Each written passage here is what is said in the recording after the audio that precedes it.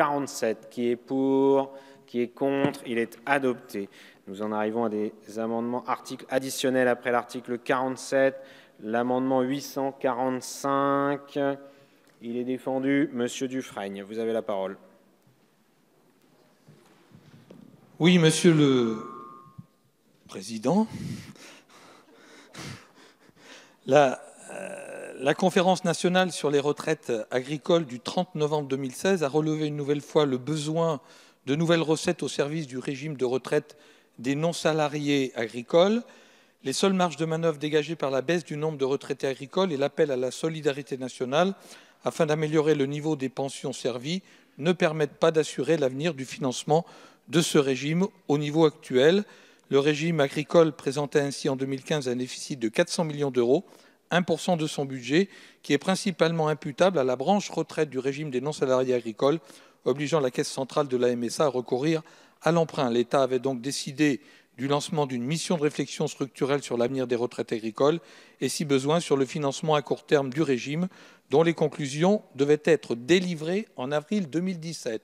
Et en lien avec les demandes des organisations de retraités agricoles de revalorisation globale des retraites des non-salariés agricoles, sur la base d'un minimum de pension égal à 85% du SMIC pour une carrière complète, tout régime confondu, eh bien cet amendement vise à assurer de nouveaux moyens de financement en concrétisant l'avancée législative du 2 février 2017, la proposition de loi adoptée à l'unanimité visant à assurer la revalorisation des pensions de retraite agricole en France continentale et dans les Outre-mer était financée par cette taxe additionnelle sur les transactions financières.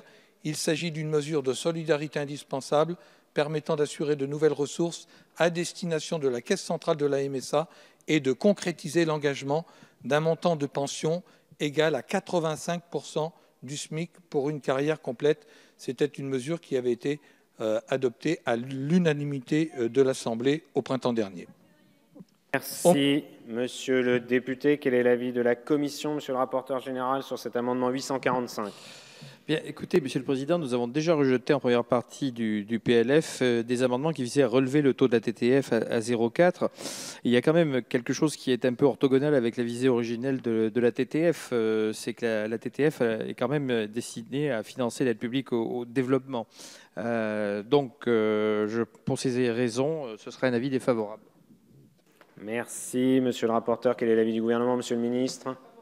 Avis également défavorable.